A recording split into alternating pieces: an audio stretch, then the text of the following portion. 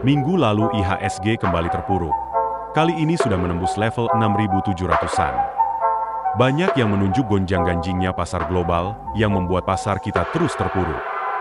Tapi apakah benar semata-mata hanya kondisi global penyebabnya? Apa yang bisa dilakukan para investor? Berikut ini analisis dari David Sumual, Kepala Ekonom Bank Sentral Asia.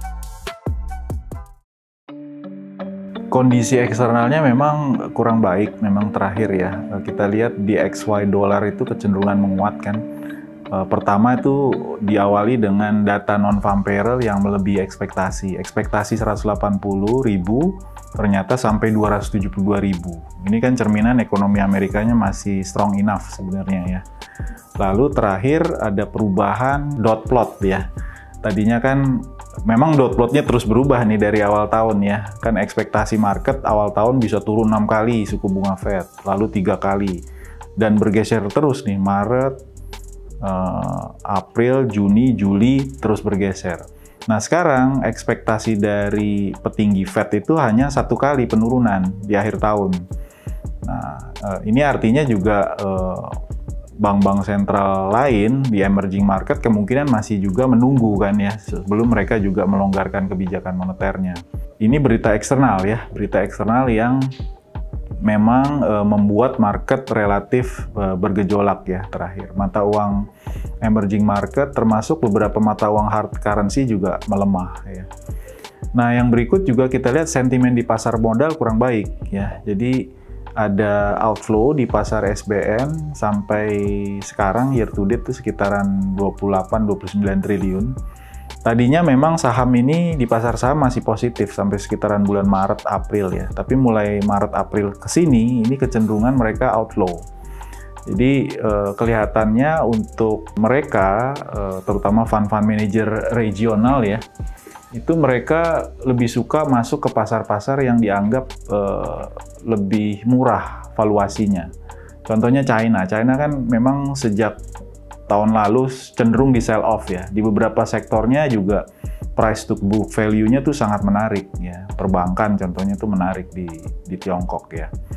Lalu kita lihat juga India. India juga bobot MSCI-nya misalnya tuh cenderung meningkat. Dan mereka baru selesai election kan, dan pasar melihat ini menarik ya untuk melakukan spekulasi mungkin jangka pendek menengah. Lalu yang terakhir juga ada beberapa negara lain, Thailand, Jepang itu juga menarik buat mereka dari sisi valuasi. Nah Indonesia ini sendiri sekarang kita dalam posisi transisi, ekonomi kita transisi karena pemerintahan ya. Yang kita tunggu ini kan baru akan dilantik Oktober nanti ya. Nah, pasar sebenarnya menunggu kira-kira kebijakan apa yang akan disampaikan lah. Memang sudah di-spill sedikit-sedikit gitu kira-kira apa yang akan dilakukan dalam 5 tahun ke depan.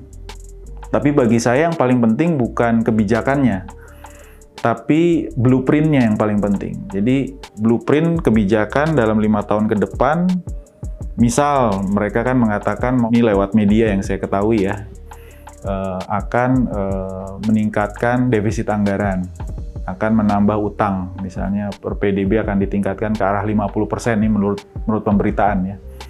Nah, blueprint-nya seperti apa? Timeline-nya seperti apa? Apakah akan dilakukan segera misalnya? Kita tahu sekarang kondisi likuiditas relatif ketat ya. Dan juga cara untuk meningkatkan defisitnya ini kan bisa dua ya. Bisa dengan menambah belanja negara. Belanjanya ini juga kita kan pengen tahu nih belanja ke arah mana. Apakah ke arah peningkatan human capital seperti yang disampaikan waktu kampanye atau sektor-sektor lain ya. Dan sebesar apa bobot-bobotnya itu kita pengen tahu juga kan.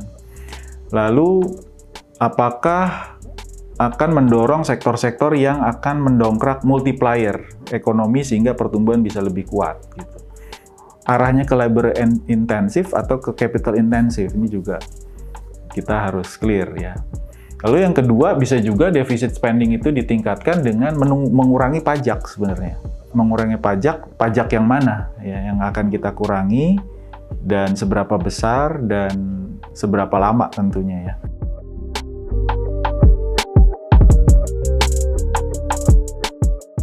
Ya itu dengan menambah utang tentu ya. Kalau ini kan artinya ingin menggerakkan ekonomi lewat utang sebenarnya, debt driven. Jadi itu sih sebenarnya yang kita tahu dari pemberitaan, dan kita pengen tahu juga detilannya sebenarnya, blueprintnya, timingnya.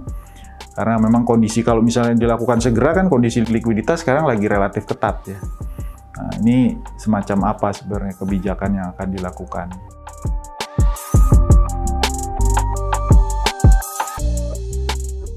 Iya, rencananya gimana, step-stepnya seperti apa, sebenarnya intinya strategi kebijakan sih. Kalau clear itu sebenarnya bisa membantu juga, karena kan kalau kita lihat terakhir nih, selain tadi faktor eksternal, jadi ada satu tambahan faktor internal juga yang dikhawatirkan bisa menimbulkan snowballing efek negatif juga ya. Jadi kalau persepsinya nanti salah ya, dari market, dari rating agency misalnya ini dipersepsikan salah, khawatirnya terjadi negatif snowballing effect gitu kan. Yang belum pemerintahan berikut mulai sudah diwarisi sentimen yang negatif gitu ya. Jadi untuk memulainya juga jadi berat. Nah, makanya perlu penjelasan yang lebih detail ya.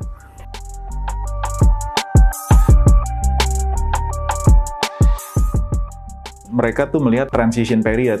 Jadi mereka perlu clear soal kebijakan, soal misalnya struktur kabinet.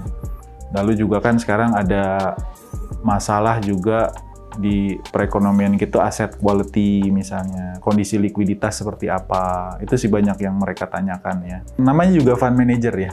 Kalau fund manager itu kan cari opportunity, cari yang valuasi menarik. Tapi tetap ada investor-investor tuh yang horizonnya jangka panjang. Jadi mereka melihat walaupun ada turbulensi misalnya jangka pendek tuh buat mereka malah mungkin kesempatan untuk menambah bobot investasi mereka di Indonesia. Jadi mereka melihatnya ada tuh yang sudah melihat memang horizonnya 20 tahun ke depan. Ada investor-investor tuh yang masuk ke Indonesia sejak 20 tahun lalu sampai sekarang mereka masih bullish gitu ya. Nah ini pentingnya makanya, karena kan pemerintahan itu paling tidak kan 5 tahun ke depan. Jadi mereka punya clear picture terhadap kondisi ekonomi 5 tahun ke depan. Karena memang saya lihat kan sebenarnya yang low hanging fruit itu sebenarnya oleh pemerintahan Jokowi semua sudah dilakukan, hilirisasi, ya kan, tax amnesty, omnibus law, infrastructure, ya kan. Tapi kan yang penting sebenarnya bagaimana semua yang sudah terbangun itu termasuk infrastruktur digunakan kan. Nah, itu pentingnya investasi masuk. Yang mudah-mudahan dengan kebijakan tadi, walaupun kita ingin mendorong lewat utang, nah nanti utangnya itu juga diikuti dengan investasi yang masuk gitu ya. Karena kalau misalnya utangnya meningkat, investasi nggak masuk, cash flow-nya nggak jalan, ekonomi activity-nya nggak jalan, bayar utangnya nanti sulit gitu kan. Itu yang paling kita khawatirkan. Karena ada beberapa contoh negara yang gagal melakukan kebijakan itu, ada juga yang berhasil. Nah, ini yang penting kita catat di situ.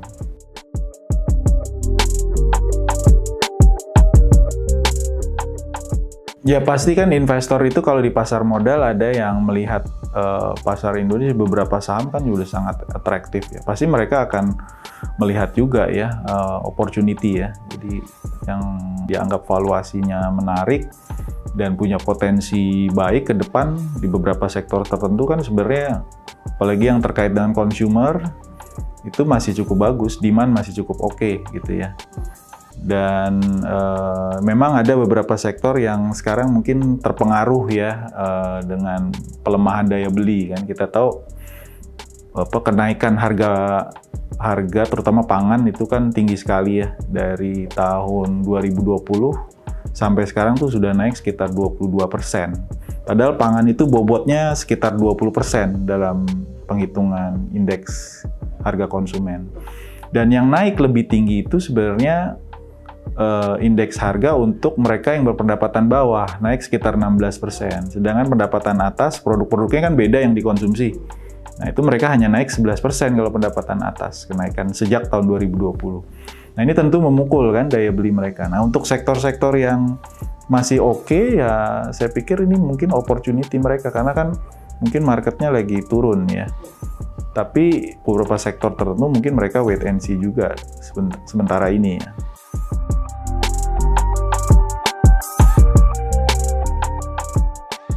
tadi saya bilang investor tuh ada yang horizonnya jangka pendek, menengah, panjang ya. Kalau yang melihatnya panjang, ini artinya kan opportunity nih. Tapi kan persoalannya mereka juga tunggu timing juga mungkin ya. Apakah masih akan turun terus? Apakah semua berita-berita negatif itu sudah keluar? Atau masih ada tambahan berita negatif berikutnya? Nah itu kan mereka tunggu ya. Fundamental kita setelah election kemarin ya, terus juga ada liburan-liburan panjang ya. Ini kan menambah juga kan sebenarnya gairah ekonomi ya. Tapi yang paling tunggu juga sebenarnya kebijakan tadi. Kebijakan jangka panjangnya seperti apa, terutama terkait bagaimana kita bisa menarik investasi ke depan. Jadi saya pikir sih tergantung risk appetite dari masing-masing investor dan juga horizon dia dalam melihat ekonomi kita ke depan. Justru ketika turun itu kan sebenarnya opportunity ya buat kita melihat mana sektor-sektor yang menarik.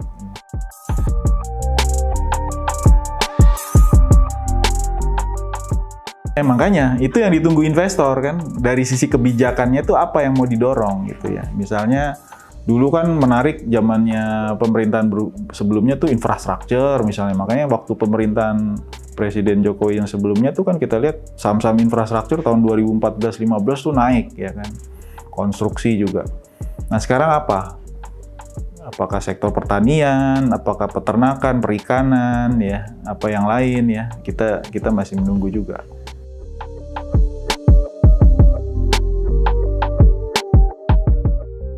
Kan kalau yang jelas hilirisasi akan dilanjutkan. Nah, hilirisasi kan banyak nih. Pertambangan sudah kan, apakah berlanjut di ekspansinya kemana nih? Itu yang juga mungkin mereka tunggu ya.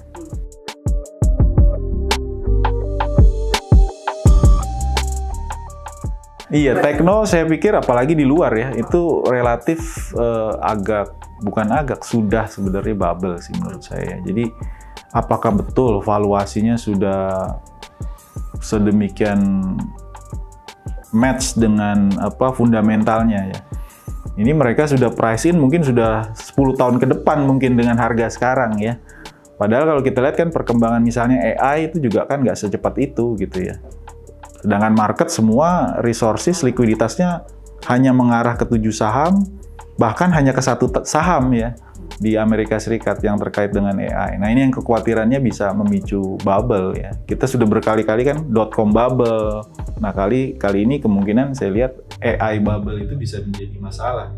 Di Indonesia kebetulan belum ada kan yang terkait AI, tapi tech ada. Sebenarnya kalau saya lihat sih kita masih kaitannya mungkin dengan sektor-sektor yang masih tradisional ya, pertanian, consumer goods. Kita kan penduduk besar nih. Itu kenapa mungkin ada kebijakan libur panjang ini juga kan untuk mendorong ekonomi consumer domestik kan, karena domestic consumption kita besar.